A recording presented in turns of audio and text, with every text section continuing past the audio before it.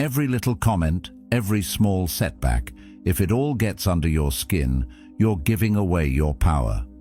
The truth is, the strongest people aren't the ones who face fewer problems. They're the ones who have mastered how they respond to them.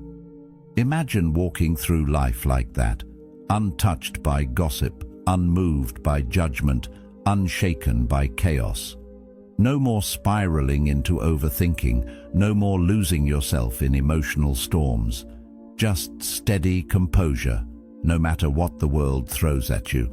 And here's the paradox. The moment you stop letting everything disturb you, you don't become cold. You become free.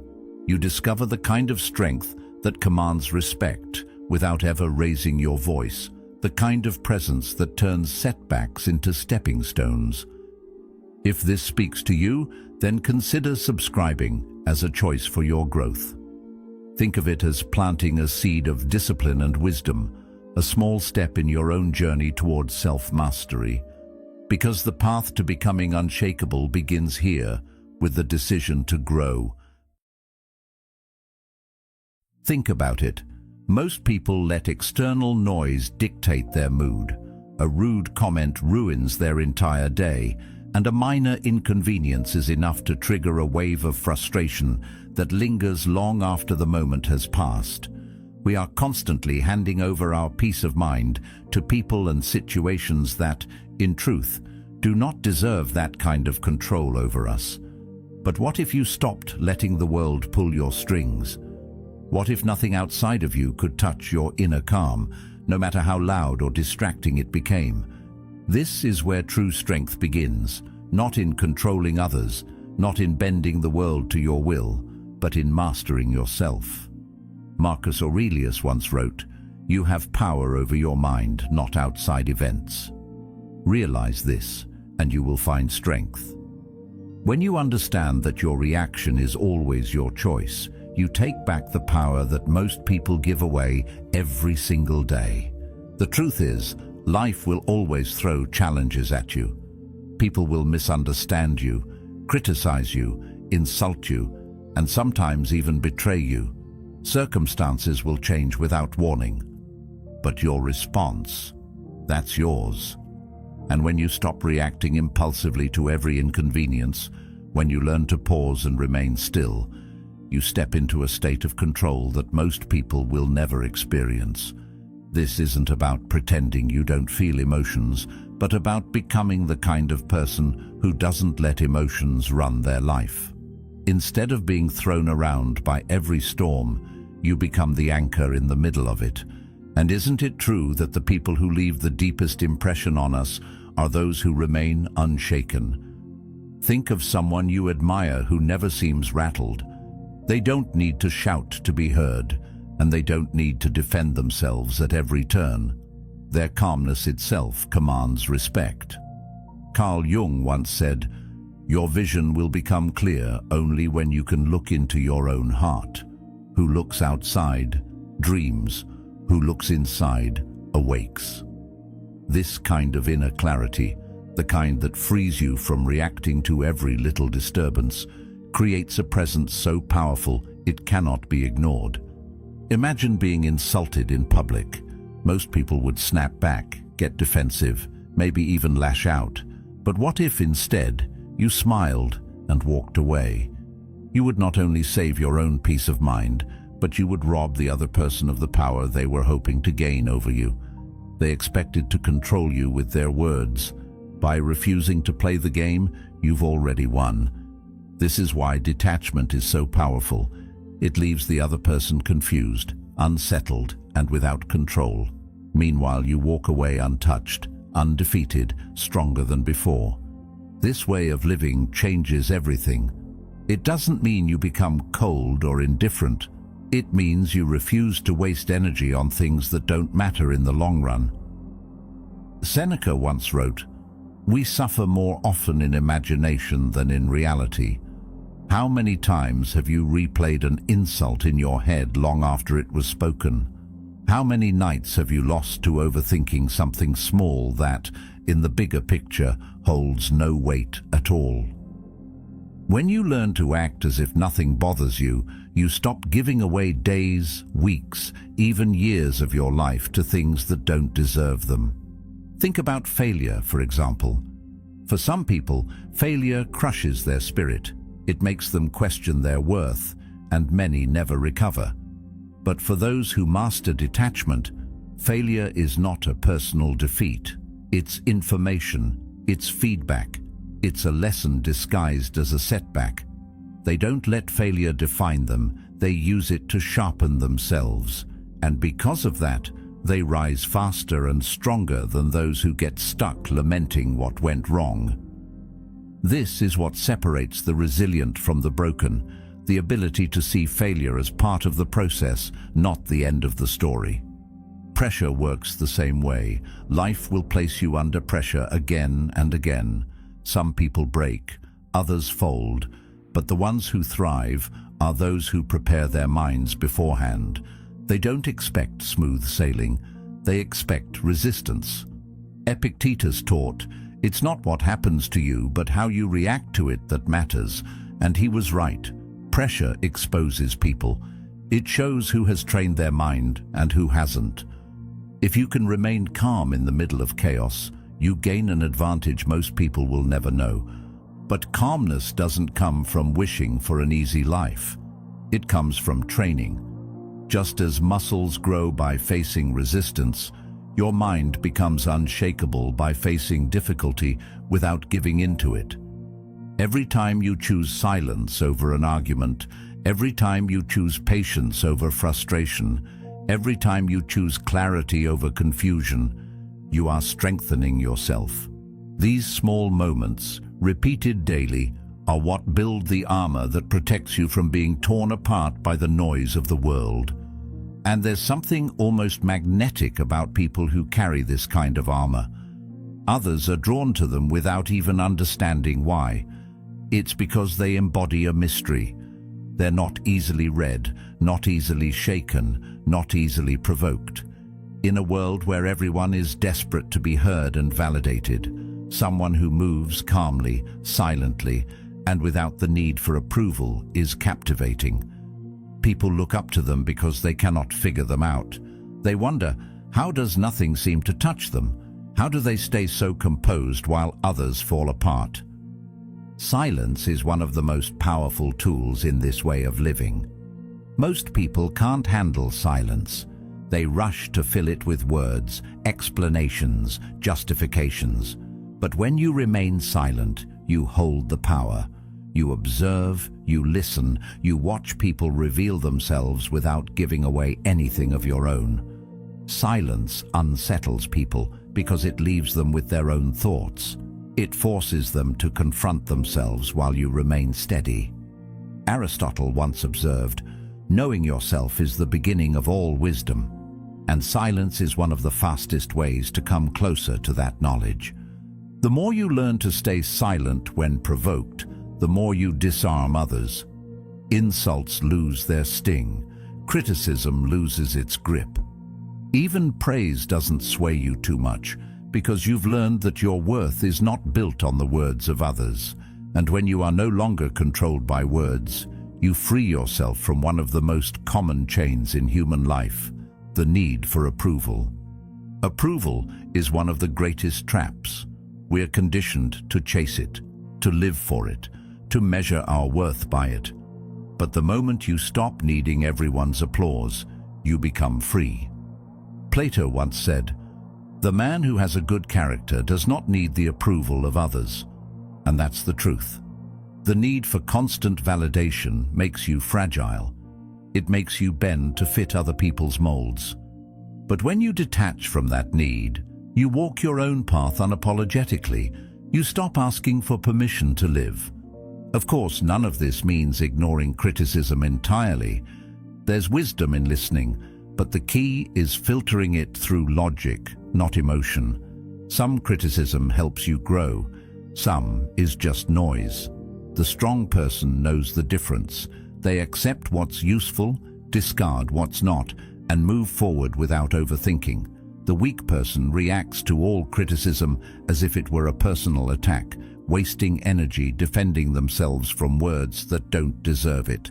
By filtering criticism calmly, you remain untouchable. And when you look closely, you see the same principle at work in every great mind of history. Socrates endured accusations and mockery with calmness that confused his enemies. Seneca remained composed while living under the shadow of emperors who could end his life at any moment. Jung explored the depths of the psyche, reminding us that the unconscious only controls us if we refuse to face it. These thinkers knew that power lies not in changing the world outside, but in mastering the world within. This is why letting go of what you can't control is the ultimate freedom. So much of our suffering comes not from events themselves, but from the stories we tell ourselves about them. We cling to expectations, demand that life unfold exactly as we planned, and suffer when it doesn't. But life was never meant to be fully under our control. Like a river, it flows with its own rhythm.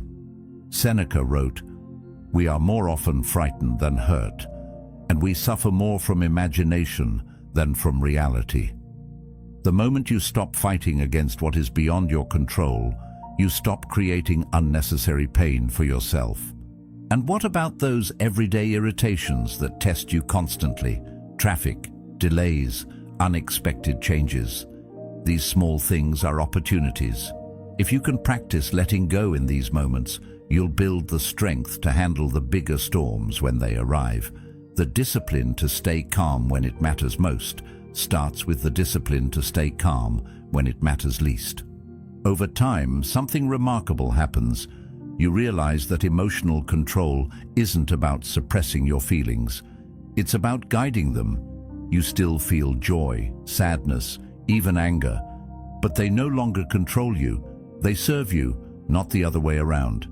And that's the difference between someone who's easily shaken and someone who's unshakable. So remember this: the world will never stop testing you. There will always be insults, setbacks, disappointments, and pressures. But you don't have to crumble under them. You can choose composure. You can choose calm. You can choose strength. Master yourself, and nothing outside of you will ever have the power to master you again. Do you know why it hurts so much when someone disrespects you? It's because, often without realizing it, you've handed them the power to define your worth. Their words or actions dig into you because you let them touch something sacred, the way you see yourself. The moment you react in anger, defensiveness, or despair, you've given them ownership of your emotions. And in that instant, you've surrendered control. But what happens when you refuse to react? What happens when you let their words pass through you like wind through an open window? Something remarkable occurs. You take back your power. You stand firm in yourself, unshaken by their attempts to provoke. And in doing so, you not only rise above them, but you quietly unsettle them, because their expected outcome, your reaction, never comes. This is why the strongest people often appear untouchable.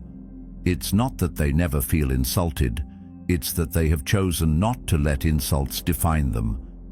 Epictetus once said, "If someone speaks ill of you, do not make excuses, but say, 'He was ignorant of my other faults,' or 'he would not have mentioned these alone.'" His point was not arrogance, it was freedom.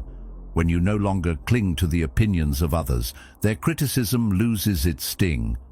What would it look like for you to live this way, to hear someone's disrespect and smile quietly, knowing that your worth has never been in their hands? That is strength in its purest form. When you live like this, you stop being reactive and start being intentional. You no longer move because someone pushed your buttons. You move because you chose to. That difference is everything. Carl Jung once observed, "Everything that irritates us about others can lead us to an understanding of ourselves." The moment you catch yourself burning with anger at someone's words, it becomes an opportunity to look inward rather than lash outward. What part of you gave them that access? What wound did they touch?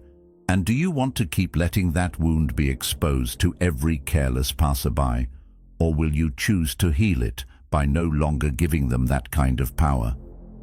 Consider the way an insult works. An insult is not an objective truth, it's a projection, a string of words aimed at you in hopes of stirring a reaction. If you accept it, if you let it pierce you, it becomes real. If you reject it, not with anger, but with calm indifference, it dissolves into nothing. It only had life if you gave it life. This is why remaining composed is so unsettling to those who attack you. They expected to feed on your energy. Without your response, they are left empty-handed, frustrated, and weakened. You, on the other hand, walk away with your dignity untouched. Seneca taught that a man who suffers before it is necessary suffers more than is necessary. Most of the pain from disrespect does not come from the moment itself. It comes from the endless replay in your mind afterward. You think about what you should have said, how you should have responded, why it stung so badly. Hours pass, sometimes days, and in doing so, you give that person free rent in your head. But when you choose not to react, when you refuse to dwell on their words, you cut off their power not only in the moment, but in the days that follow. You free yourself from the invisible chains of overthinking. But let's be honest, remaining calm when insulted is not easy. It goes against instinct. Our pride wants to defend itself. Our ego demands recognition. Yet strength is not found in satisfying the ego. Strength is found in choosing silence over impulse, clarity over noise, restraint over retaliation. The irony is that by not defending yourself, you actually defend yourself better than any words ever could. Your stillness says, "I am beyond this," and that message is louder than any shout. Think about the most powerful figures in history. The ones who left lasting impressions were not those who barked back at every critic, but those who maintained composure in the face of chaos. They were unbothered not because they didn't face attacks, but because they understood the futility of reacting to them. Aristotle once said, "The more you know, the more you realize you don't know." Wisdom brings humility, and humility allows you to step back and realize most criticisms say more about the speaker than about you. There's a strange kind of dominance in not responding. When someone throws words at you expecting a fight and you give them nothing, you create an imbalance. They stumble, unsure of what to do with your silence. In their eyes, you become untouchable. You hold the higher ground, not by conquering them with force, but by refusing to even enter the battlefield. This is the kind of quiet power that draws respect, even from those who try to provoke you. Of course, none of this means you don't care about anything. Detachment is not the same as indifference. It doesn't mean nothing matters to you. It means you carefully choose what does. Socrates was once asked how to maintain peace of mind, and his answer was simple: stop caring about things that don't matter. When you understand that most disrespectful comments belong in that category, you stop giving them your energy. And in doing so, you save your strength for what truly deserves your attention. But what about the times when criticism does carry truth? This is where discernment comes in. Not every harsh word is worth ignoring. Some contain valuable insight if you are willing to hear it without emotion. The key is to listen with logic, not with pride. Take what serves you, discard the rest, and keep moving. This way, you turn even disrespect into an opportunity for growth. You show that you are not only unshaken, but also wise enough to use every experience as a stepping stone. And this is where the practice becomes transformative.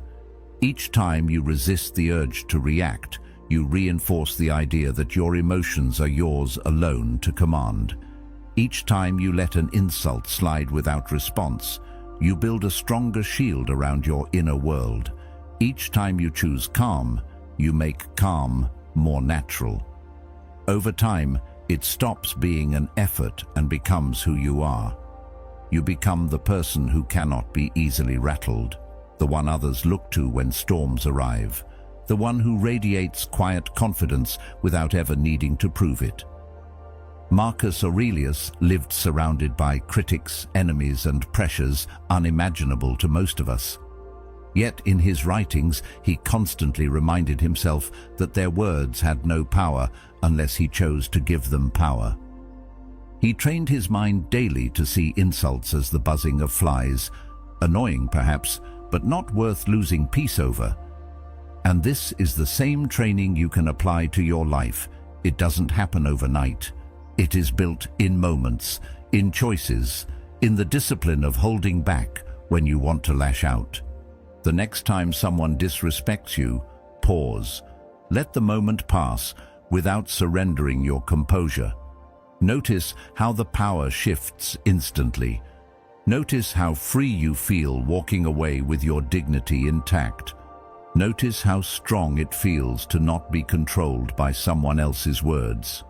That strength, that freedom, is what it means to live unbothered. Because in the end, disrespect only has the power you give it. And when you stop giving it power, you stop being a victim of it. You become the one who chooses, the one who decides, the one who remains steady no matter what storms rise against you. This is the quiet strength of the unshakable mind, and it belongs to anyone who dares to claim it. Picture someone insulting you in public. The natural impulse is to fire back, to defend yourself, maybe even to raise your voice so that everyone watching knows you will not be humiliated. That instinct comes from pride, from the need to prove yourself in the eyes of others. But what happens if you don't? What happens if you simply smile and walk away? The person who tried to sting you suddenly finds themselves powerless. They expected a reaction. They wanted to see you lose control. And when it doesn't come, they are left unsettled, confused, wondering why their words couldn't pierce you. What they don't realize is that in that moment, the true balance of power has shifted. They revealed their weakness by needing a reaction, while you revealed your strength by refusing to give one. This kind of restraint isn't weakness, it's mastery. It's the difference between someone who is easily manipulated and someone who commands themselves so completely that no one else can. Seneca once said, "The greatest remedy for anger is delay." By delaying your reaction, even for a moment, you change everything. Anger thrives on immediacy. It grows when it is fed instantly.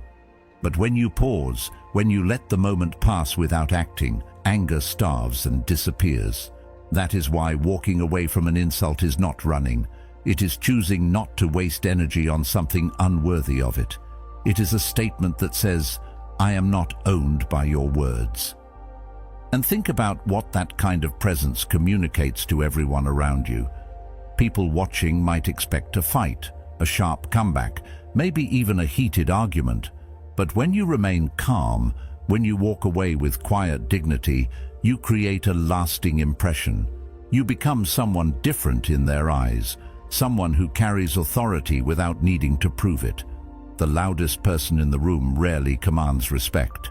Respect is earned by the one who doesn't need to shout, because their composure itself speaks louder than words. This is the power of detachment. It doesn't mean you no longer feel emotions. It doesn't mean you become numb or cold. It means you are no longer ruled by emotions when they appear. You feel them, but you do not bow to them. You see the insult, you feel the initial sting, and then you choose not to let it grow into something larger. You choose peace over conflict, control over chaos. In that choice lies freedom.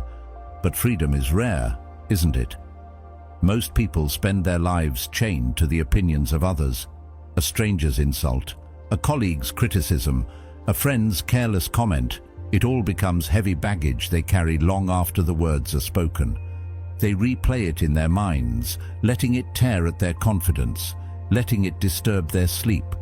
And yet, if you step back, You see how strange it is to give so much power to someone who likely doesn't even think twice about what they said. The moment you walk away without taking their insult with you, you drop that weight. You remain light, untethered, unbothered. This doesn't only protect you in the moment, it builds a reputation over time. When people realize you cannot be easily provoked, they begin to treat you differently. They might test you once, maybe twice, but eventually they learn that their words cannot control you. And because of that, they respect you more. Not in the shallow sense of admiration, but in the deeper sense that comes from knowing they are dealing with someone who stands firm within themselves. Aristotle once said, "The self-controlled person is free." This freedom is not about escaping challenges, it's about escaping the prison of constant reaction.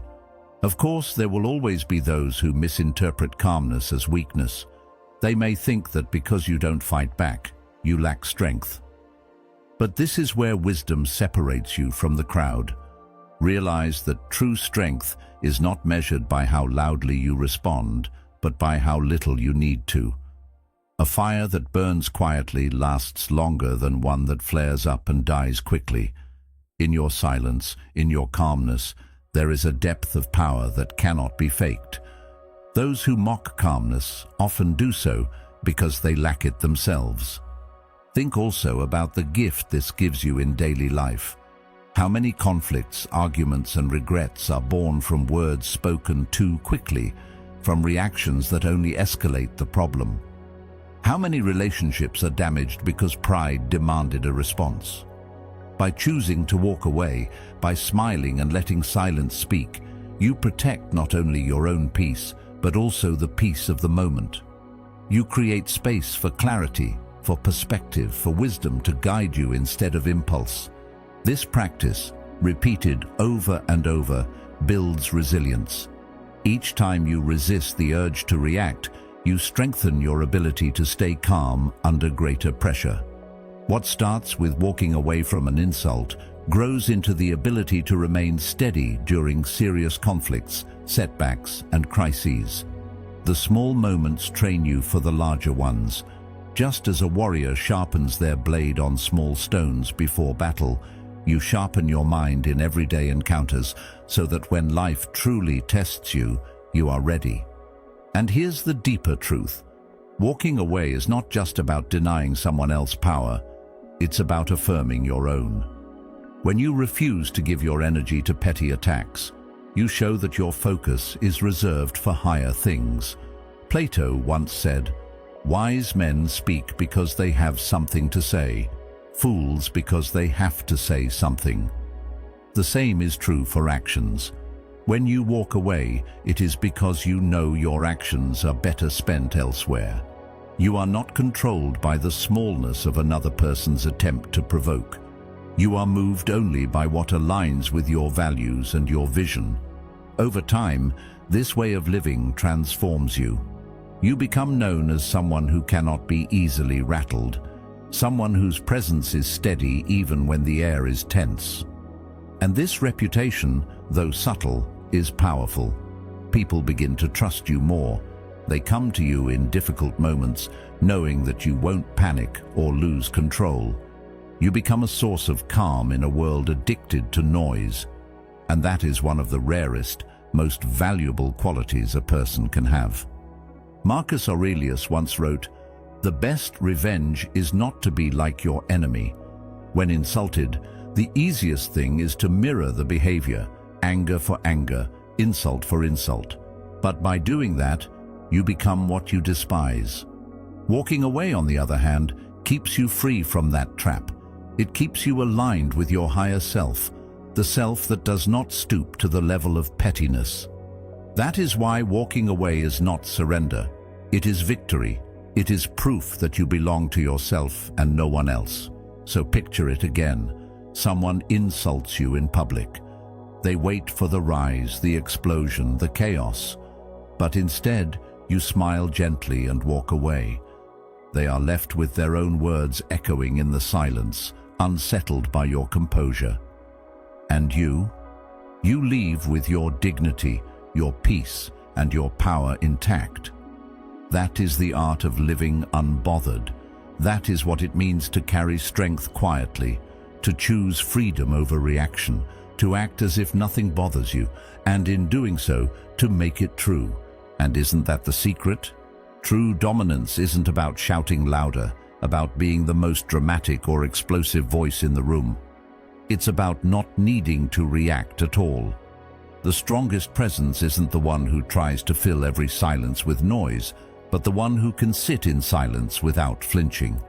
Think about the times you've walked into a space and noticed someone who hardly spoke, yet everyone was aware of them. They didn't raise their voice, they didn't force their opinions, and yet their composure alone commanded attention. That is real strength. It is not found in volume, but in restraint. When you no longer feel the urge to prove yourself with words, when you no longer let every challenge pull you into conflict, you start to embody a power that doesn't need to be announced. It simply exists. Most people confuse reaction with strength. They believe that to prove themselves, they must respond to every insult, defend every opinion, or force others to recognize their value. But this constant need for reaction reveals fragility rather than power. If someone can pull you into a fight with a few words, then they control you. If you need to shout to be heard, then you haven't yet cultivated the kind of presence that speaks on its own. Marcus Aurelius once wrote, "The best answer to anger is silence." He understood that silence often carries more weight than any speech, because it demonstrates mastery of the self.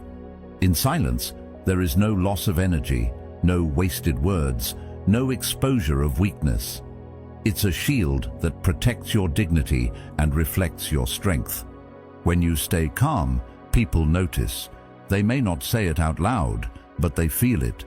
In fact, it unsettles them. We live in a world where outrage and loudness are the norm. When someone refuses to play that game, it creates a shift. Imagine someone insulting you, expecting you to react, and instead you remain still, even composed. They will often double down, pushing harder, trying to find the crack in your calm. But as each attempt fails, it is not you who is weakened, it is them. They become desperate for a reaction, and the more desperate they become, the clearer it is that you hold the power. This is the paradox of dominance. The one who cares less about appearing dominant often ends up with the most control. This is not about passivity, it's about control. To need no reaction does not mean you never act. It means you choose when and how to act with precision. A person who reacts to everything is predictable, easily manipulated. A person who acts sparingly and deliberately, however, is dangerous in the best way. People cannot anticipate them, they do not reveal their cards, and that unpredictability itself becomes power. Socrates, facing trial and eventual death, did not lash out against those who condemned him. He remained calm, thoughtful, steady. Even in defeat, his composure became his legacy. His silence in the face of injustice spoke louder than any argument could have. The strongest presence in the room, then, is not the one scrambling for attention. It is the one who can afford to wait, to sit with silence, to look unbothered while others unravel themselves with noise. And here lies another truth. When you need nothing from others, they start to give you everything. They lean in when you finally do speak. They pay attention to the few words you choose, precisely because you do not waste them. This is why restraint is not emptiness, it is value. Just as gold is rare and precious, words and actions that are measured carefully carry far more weight than endless chatter. Think about how many arguments in your own life would have dissolved if you had simply chosen not to react. How many battles have you fought that left you exhausted, but changed nothing? How many times have you been pulled into someone else's chaos, only to realize later it wasn't worth a single moment of your energy? Now imagine the freedom of walking away from all of that, not because you are weak, but because you are strong enough to choose peace over chaos. Epictetus taught, "Any person capable of angering you becomes your master. He can anger you only when you permit yourself to be disturbed by him." Every reaction gives away power. Every silence takes it back. When you build this habit, something profound begins to shift inside you. At first, it feels uncomfortable not to respond. Your ego resists. It wants to defend itself, to fight back, to prove something. But with practice, that discomfort fades, and in its place comes confidence, a quiet, unshakable confidence. You no longer need to be understood by everyone. You no longer need to explain yourself at every turn. You realize that your worth is not fragile. It does not shatter when someone questions it. And the more you live this way, the more natural it becomes. What once required effort becomes second nature. You embody calmness as a way of life. And here is where the world begins to treat you differently. People cannot provoke what does not react. They cannot control what does not bend to them. They may try, they may push, but eventually they learn that you are a wall, steady and unshaken. And because of that, they begin to respect you more.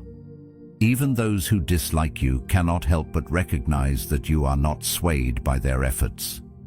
In a strange way, your refusal to react forces them to see you as someone who is above the noise, someone whose center lies deeper than surface-level conflict. Seneca wrote, "No man is more unhappy than he who never faces adversity, for he is not permitted to prove himself, and adversity often comes in the form of words.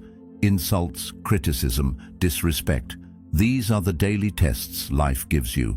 Each one is an opportunity to prove yourself, not by retaliating, but by mastering yourself." When you endure these moments without flinching, you demonstrate a kind of strength that cannot be taken away. You do not depend on victory in argument or approval from the crowd. Your victory is already secured because you remained in control of yourself. And isn't that what true dominance really is? Not control over others, but control over yourself. Anyone can shout, anyone can argue, anyone can explode with anger. But it takes a different kind of discipline to smile, to remain calm, to act only when it truly matters. That is the kind of presence people remember. That is the kind of strength that lasts long after the noise has faded. So the next time you find yourself in a room filled with tension, when the pressure rises and the voices grow louder, remind yourself of this. The strongest person is not the one who demands to be heard. It is the one who can remain silent and still be felt. True dominance needs no reaction. It reveals itself quietly, steadily, and unmistakably. And when you live from that place, you stop being controlled by the chaos around you. You become the calm in the storm, the anchor that others cannot move. That is what it means to not flinch, to stand unbothered, and to carry the kind of strength that no noise can ever match. But let's go deeper. Why is this so rare? Why do so few people manage to walk through life untouchable, calm in the face of provocation, steady in the middle of storms?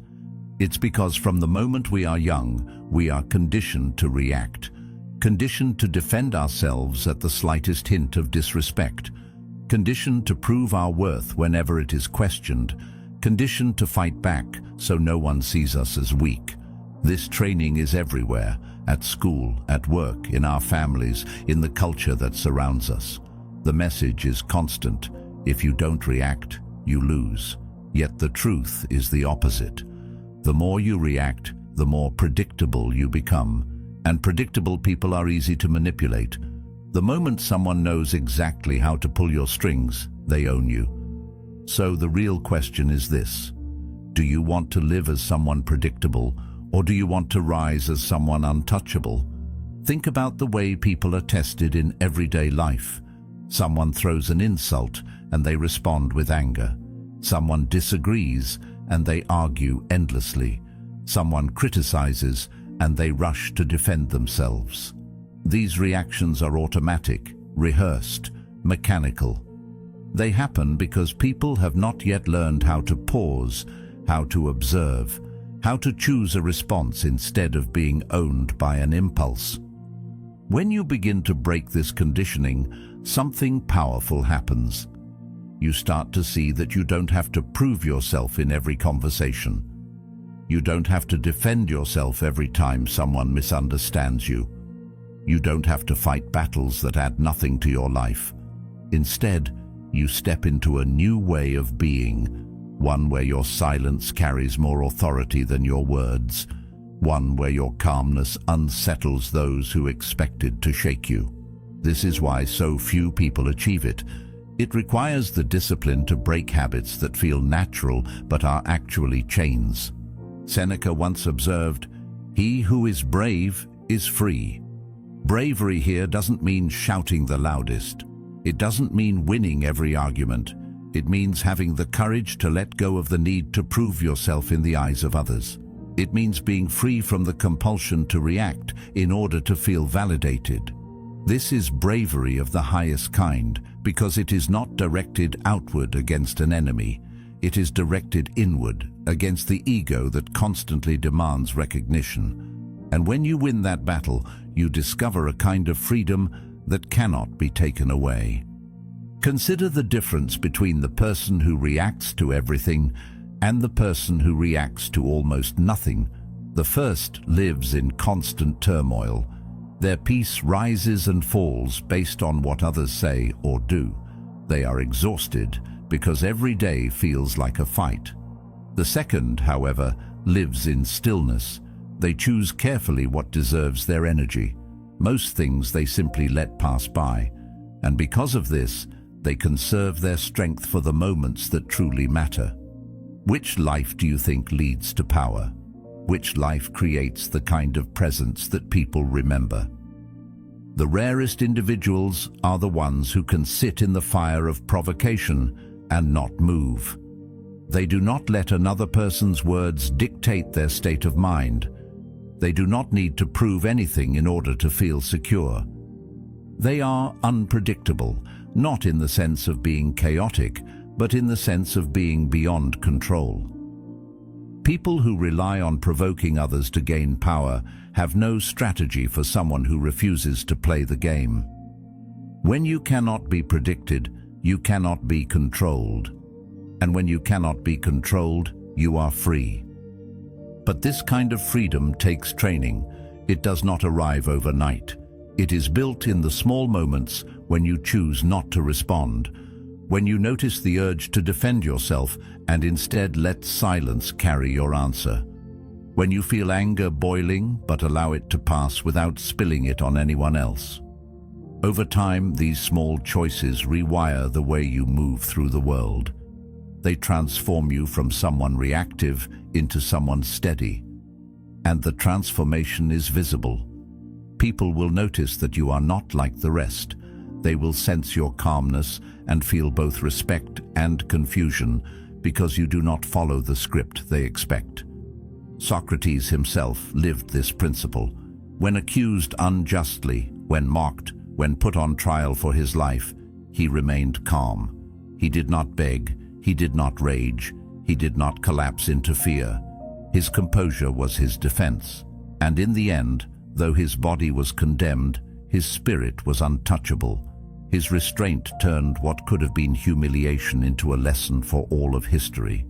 This is what happens when you refuse to let others dictate your reactions. You shape not only the moment, but also the legacy that follows you. And isn't that the irony? We are trained to believe that reacting proves our strength, when in reality, it only shows our weakness. It reveals exactly where we can be controlled. It tells the world, if you want to move me, here's how.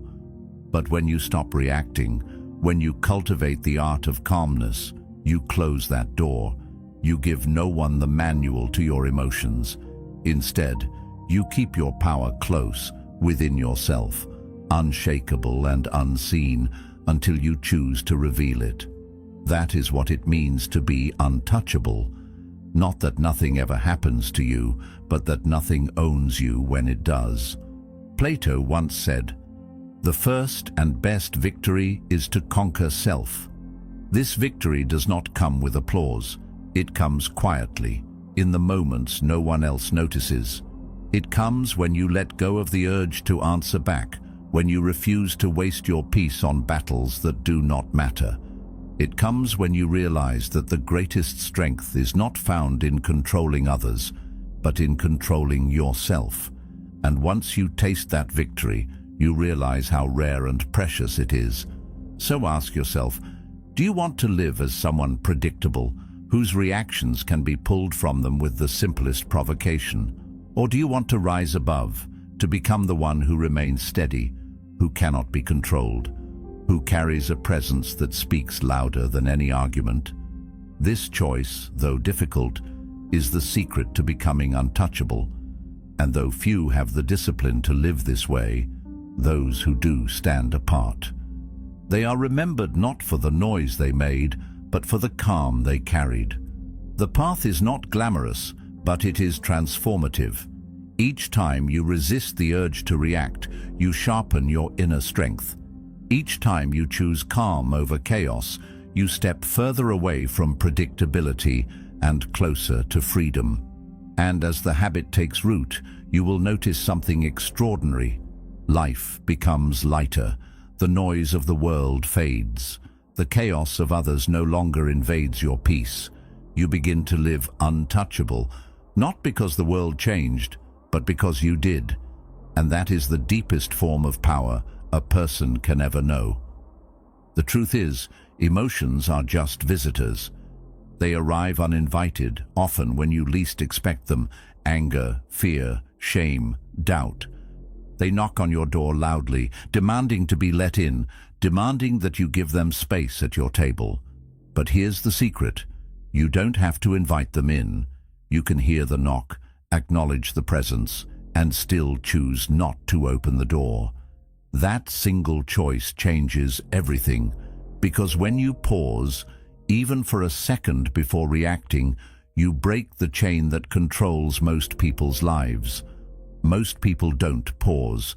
They let the visitor in, they let it take over their home, and before they know it, their entire state of mind belongs to an emotion that was never meant to stay.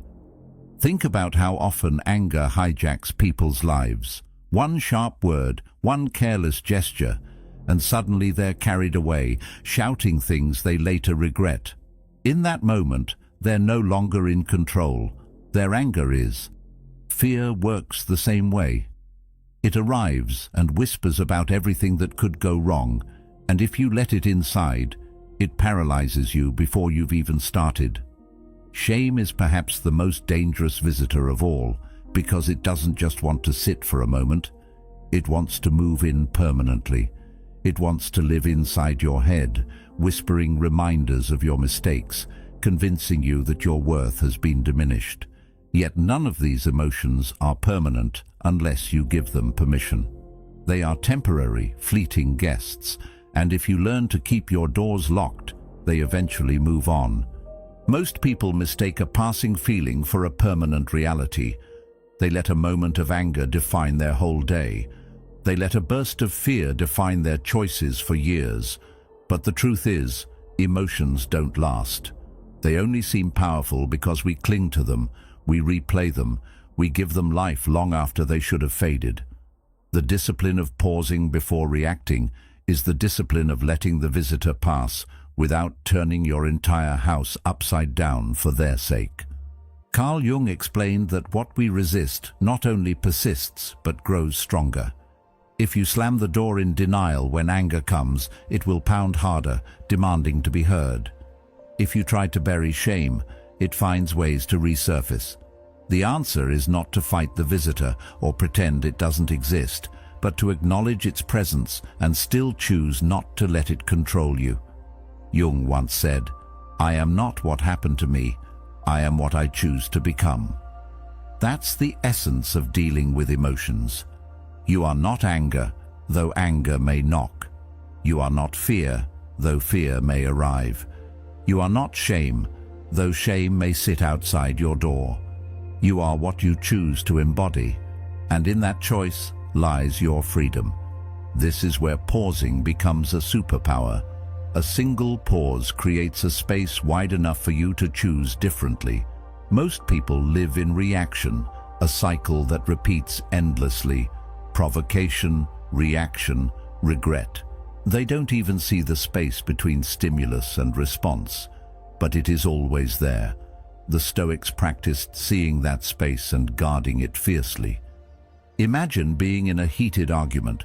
Words are flying, voices are raised, and your heart is racing. The natural response is to meet fire with fire, to shout louder, to defend harder. But in that moment, if you pause, just one breath, you take back the reins. You see that the anger isn't you, it's just a visitor knocking for attention. In that pause, you choose whether to let it rule or to let it pass. Often, just that 1 second is enough to turn conflict into resolution, chaos into calm. It may feel small, but it is the seed of transformation. And this doesn't apply only to anger.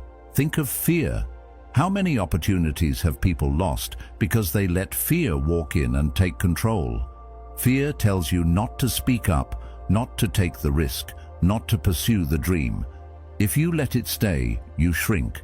But if you pause, if you watch fear without immediately bowing to it, you realize it has no real power. It's a shadow, not a wall. It disappears the moment you step into it. Fear is a visitor that often looks larger from the outside than it does once you face it directly. Shame too loses its grip when met with awareness. Most people crumble under shame, letting it rewrite their identity. They forget that shame is a messenger, not a verdict. Its knock says, something inside you wants healing, but it doesn't mean you are broken. By pausing before you absorb its voice, you can take the lesson without letting the weight destroy you. The practice of seeing emotions this way transforms daily life.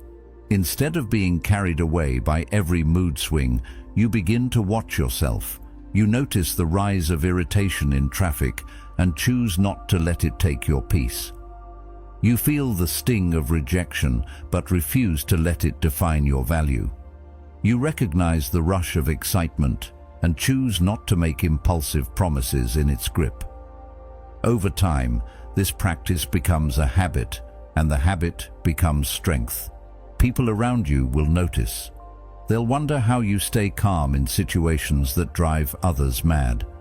They'll notice that you don't flinch, don't crumble, don't let yourself be owned by emotions. This kind of mastery doesn't mean life stops testing you. If anything, the tests grow sharper. People will try harder to provoke you. Life will throw greater challenges in your path. But the difference is that you will no longer be a slave to the knock at the door. You will see the emotion, nod in acknowledgement, and move on with clarity. You will stop mistaking every knock for a command and start treating it as background noise. This is how the strongest individuals are made, not by eliminating emotions, but by learning to stand beside them without falling.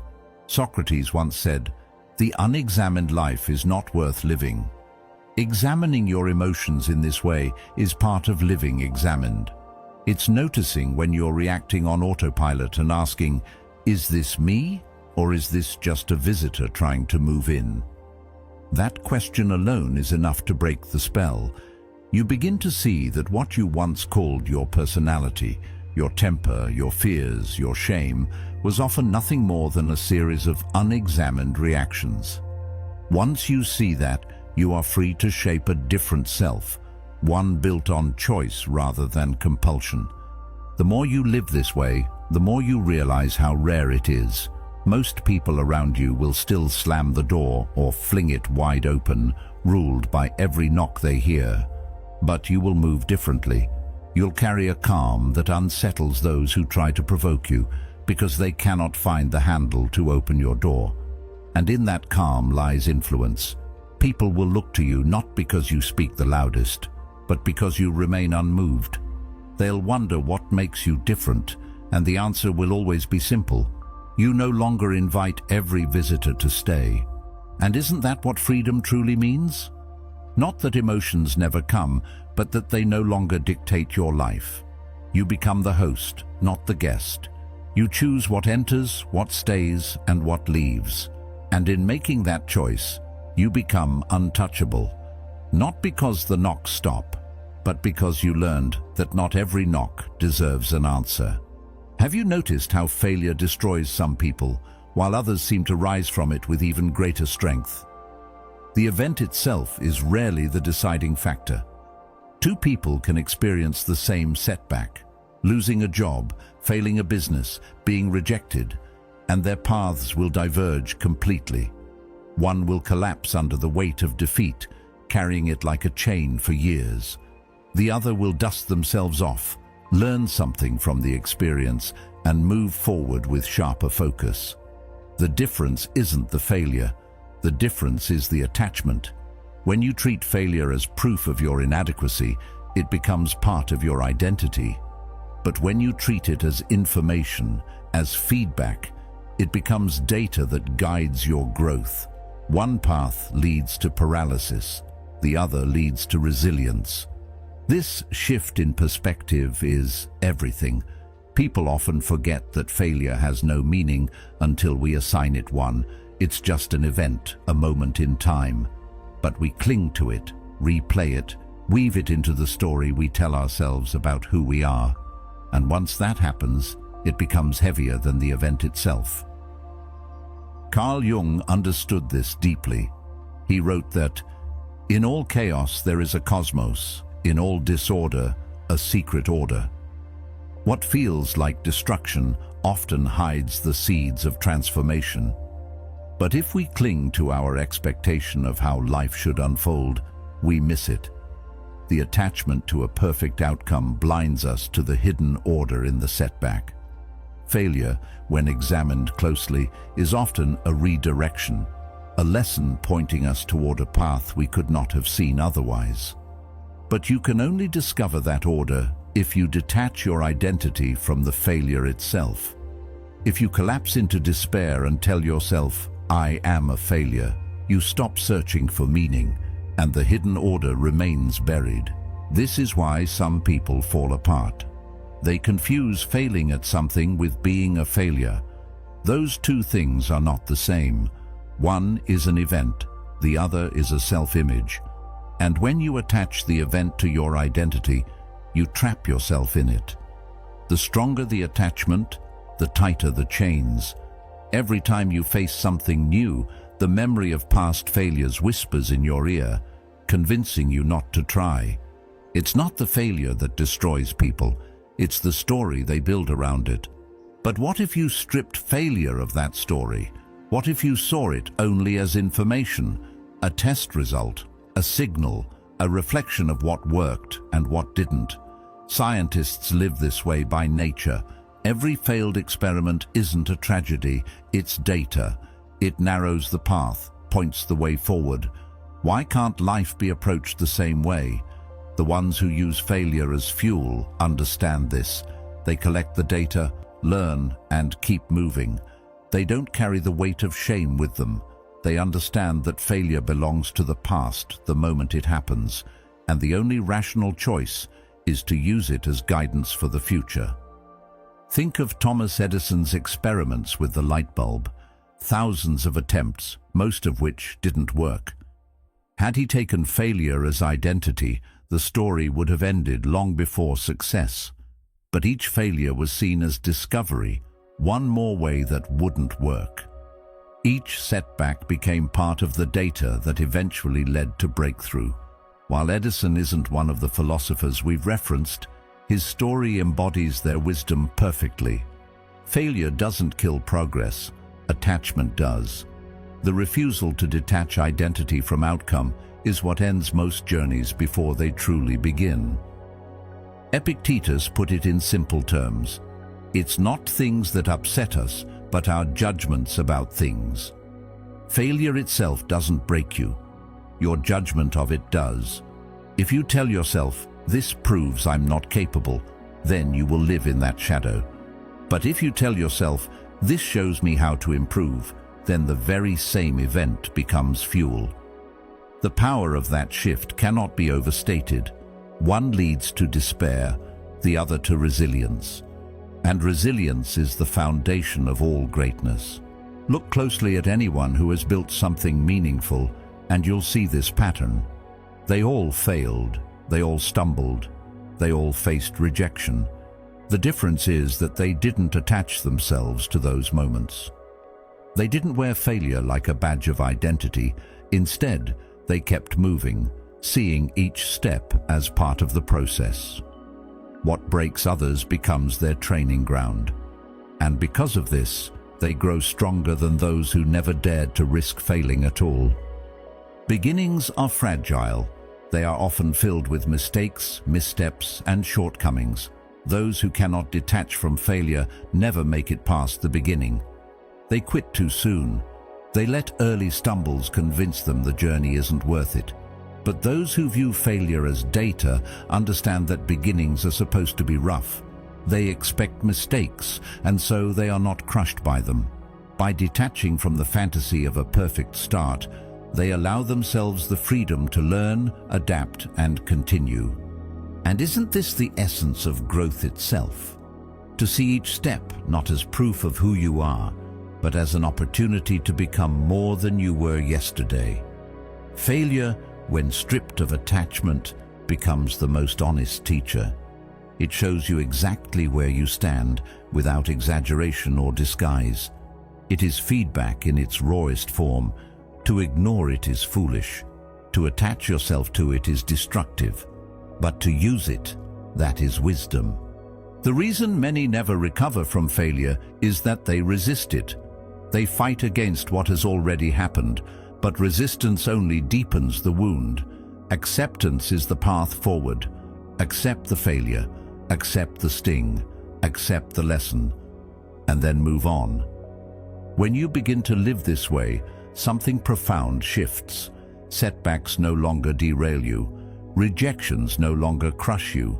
Instead, they become part of your fuel. Each one strengthens your resolve.